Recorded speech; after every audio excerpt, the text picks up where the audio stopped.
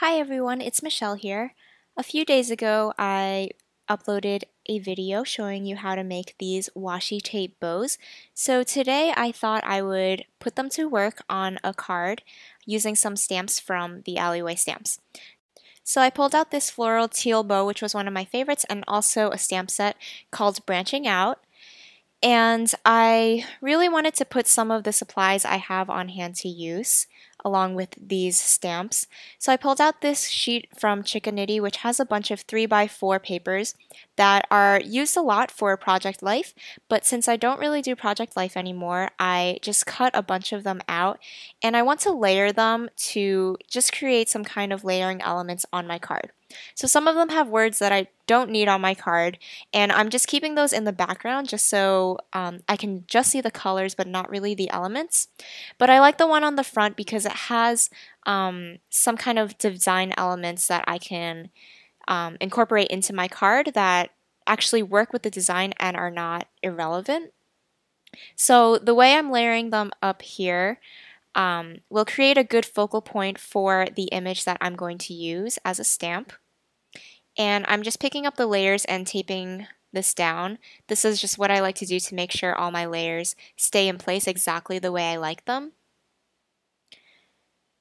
So this way I have this really easily created element for my card, and you can use this with really whatever papers you have.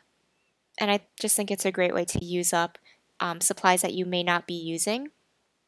So I pulled out the little rabbit and the heart stamp from this stamp set, and I also pulled out two acetate letters. I think they're acetate, I'm not really sure, but they're kind of like translucent and they're from Heidi Swapp. So here's a package here to show you in case you're wondering how it comes. So I'm mounting the rabbit and the heart onto my stamp block. And I'm going to be stamping this in my favorite things hybrid black ink because I'll be coloring this in with Copic markers. And even though I'm coloring this in, I'm stamping it straight onto this pattern paper.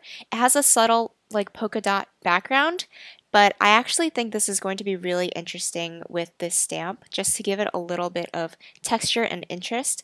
So I'm stamping it directly on this instead of, say, stamping it onto a white cardstock and cutting it out. So in the end, you'll see how this looks, and if you don't like the look of the textured pattern paper, you can always just cut it out of some plain white cardstock. So now I'm going to really quickly color this image with my Copic markers. It really just took me a few minutes. It was super fast. And since there's some subtle pattern on the rabbit, I really just added in some areas where there would be shadow, and then I blended that in with my colorless blender just so it's a very light shade of gray. So that was super simple.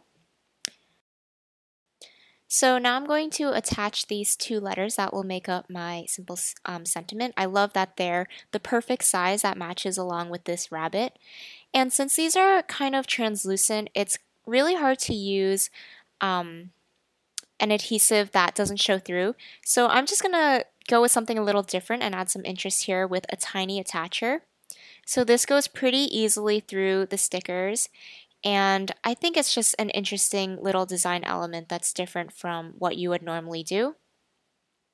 So I'm just picking a few places to attach those letters and hold them in place, and you really don't need too many of them. It's okay to have some of the edges sticking up. And now I'm going to add the washi tape bow that I pulled out earlier. I think it'll go perfect in this little bottom area, and it kind of covers up the corner where the layers kind of converge. I don't know why I like to cover that up, but I just thought it would be a good place for this bow. And I'm just going to leave that there for a little bit before I adhere it because I wanted to bring out a selection of papers and cardstocks to have as my background layer because I thought the white was just a little too boring for this fun image. So I pulled out a few different selections, and you'll see how I just hold the top layer in place and slide the cardstock under just to see how everything looks. And all of these cardstocks that I pulled out are from Paper Tray Ink. And I pulled out colors that match with the colors that I already used. And this is a great thing when you are using papers from a collection like the sheet I showed you in the beginning, because you have a color scheme that's already decided for you and you can just match all your supplies to this. So in the end, I went with this bright teal color because I thought it was different enough from the layers that it would stand out, and it also matched with the washi tape bow, which I really wanted to highlight.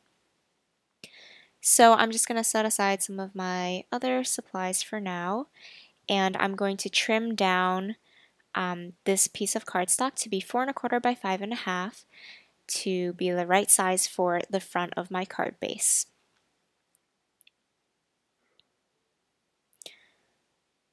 If you want, you can just have your entire card base be teal and just cut out a 4¼ by 8½ sheet, but I'm going to adhere this to a white card base just because I find it's easier to write inside when I have a white card base rather than a colored card base.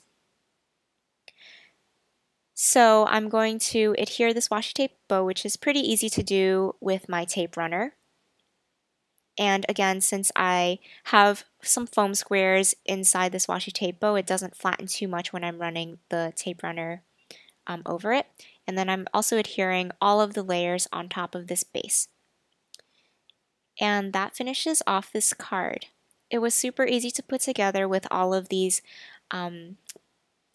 supplies that I pulled out that are coordinating, and I just think it's really fun to use what you have to create a really simple card like this. And here are some more close-up shots of the card. Thank you so much for watching this video. Make sure to subscribe to the Alleyway Stamps and my YouTube channel if you want to see more crafting tutorials. By the way, if you wanted to see how I made that washi tape bow, I have that on screen here and you can just click through to go to that tutorial. You can also find more information on the products I use at the blogs listed below. Thank you so much for watching, and I hope to see you again soon.